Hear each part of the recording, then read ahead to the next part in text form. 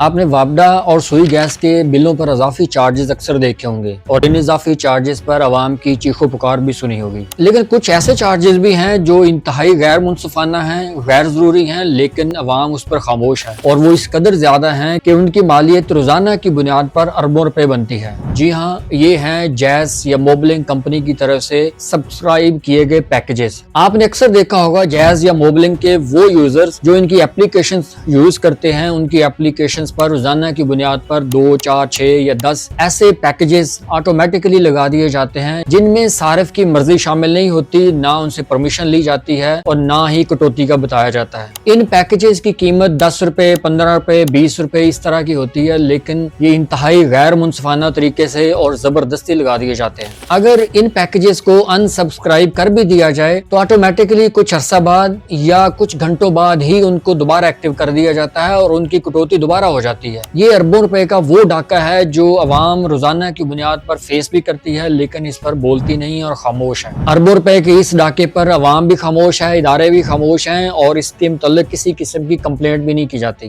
اگر کوئی انڈیویجول انفرادی طور پر ان کی ہیلپ لائن پہ کال کر بھی دے تو ان کو یہ کہا جاتا ہے یہ فلاں چارجز ہیں، یہ فلاں چارجز ہیں، فلاں چارجز ہیں۔ پاکستان میں جیز یا موبلنگ کمپنی کے جو صارفین ہیں ان کی تعداد کروڑوں میں ہے۔ ایک محتاط اندازے کے مطابق ان کی تعداد 5 کروڑ سے زیادہ ہے۔ یہ پاکستان میں سب سے زیادہ سروسز دینے والی کمپنی ہے۔ اس کمپنی کی سروسز کو استعمال کرنا ہر صارف کی مجبوری ہے اور صارفین کی مجبوری کا ناجائز فائدہ اٹھاتے ہوئے اربوں روپے کی کٹوتی روزانہ کی بنیاد پر کی جاتی ہے۔ یہ ایسی غیر منصفانہ کاروباری حکمت عملی ہے جس پر ادارے مکمل طور پر خاموش ہیں اور عوام اس حد تک مجبور ہیں کیونکہ ان کے پاس اس کے علاوہ کوئی اور آپشن نہیں ہے۔ عوام کی مجبوری کا ناجائز فائدہ اٹھاتے ہوئے یہ کمپنی روزانہ کی بنیاد پر لوگوں کی مرضی کے خلاف ان کے اکاؤنٹ سے پیسے کاٹ لیتی ہے، لیکن کیونکہ لوگوں نے ان کی اپلیکیشنز کو یوز کرنا ہے، ان کے ذریعے کیش کی ٹرانزیکشنز ہوتی ہیں اور دیگر سروسز بھی یوز کی جاتی ہیں اور اس مجبوری کا فائدہ اٹھاتے ہوئے یہ کمپنی ایک بہت بڑا بوجھ عوام پر ڈالتی ہے۔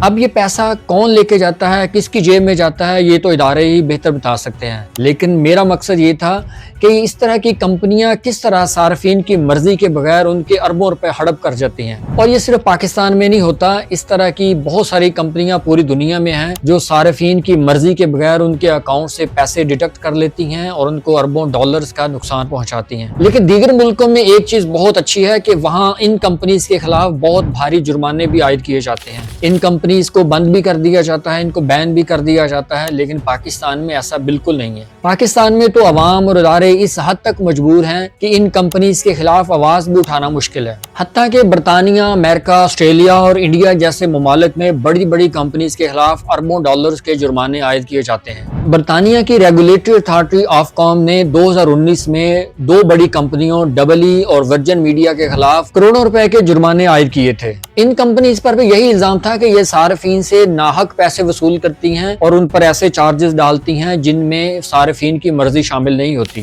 ڈبل ای کو 6.3 ملین پاؤنڈ جبکہ ورجن میڈیا کو 7 ملین پاؤنڈ کا جرمانہ عائد کیا گیا تھا۔ اسی طرح امریکہ میں کام کرنے والی کمپنی AT&T پر بھی 105 ملین ڈالرز کا جرمانہ عائد کیا گیا تھا۔ صارفین سے اربوں روپے ناجائز وصول کرنے پر بھارت میں بھی ایئرٹیل اور ووڈافون پر بھی جرمانے عائد کیے گئے۔ ٹیلی کام ریگولیٹری اتھارٹی آف انڈیا نے ان کمپنیز پر اس بنیاد پر جرمانے عائد کیے تھے کہ انہوں نے صارفین سے ناجائز طور پر اربوں روپے وصول کیے تھے۔ عالمی سطح پر ایسی ٹیلی کام کمپنیز پر مختلف قسم کے جرمانے، مختلف قسم کی پینلٹیز عائد ہوتی رہتی ہیں، لیکن پاکستان میں PTA پاکستان ٹیلی کمیونیکیشن اتھارٹی نے کبھی بھی ان کمپنیز پر ہاتھ نہیں ڈالا۔ پاکستان جیسے ملک کے غریب صارفین پر اتنا بڑا بوجھ ڈالنا اور PTA جیسے اور دیگر متعلقہ اداروں کی خاموشی ایک بہت بڑا سوالیہ نشان ہے۔ میں خود ان غیر منصفانہ اور اضافی چارجز کی وجہ سے پریشان ہوں کیونکہ میں نے پچھلے چند دنوں میں کم از کم 500 روپیہ میں نے اضافی ادا کیا ہے۔ اگر میرے جیسا سارے 500 روپیہ روزانہ کی بنیاد پر یہ 2-4 دنوں میں ادا کرتا ہے تو 5 کروڑ سے زائد صارفین اربوں روپے کا اضافی بوجھ اٹھا رہے ہیں۔ یہ پیسہ ان کمپنیز کے پاس جاتا ہے یا ان کا بینیفیشری کوئی اور ہے، یہ جائزہ لینا اداروں کا کام ہے۔ عوام پر بجلی اور گیس کے اضافی بلوں کے ساتھ ساتھ بڑھتی ہوئی مہنگائی اور اس طرح کے غیر منصفانہ چارجز یہ بہت بڑا ظلم ہے۔ اس بارے میں ہماری حکومتوں کو، اداروں کو سوچنا چاہیے کہ کون سے ایسے عوامل ہیں، کون سی ایسی کمپنیز ہیں جو عوام کا خون نوچ رہی ہیں، ان کے خلاف کون سا ایکشن لیا جانا چاہیے۔ ہمارا کام ہے آواز اٹھانا، اداروں کا کام ہے ایکشن لینا۔ یہ ہمارا ملک ہے، کیا عوام اس ملک میں محفوظ ہیں؟ کیا ان پر فائنانشلی بلا وجہ بوجھ ڈالا جا رہا ہے؟ اداروں کو چاہیے کہ اس پر نظر ثانی کریں اور ایسی کمپنیز کے خلاف ایکشن لیں۔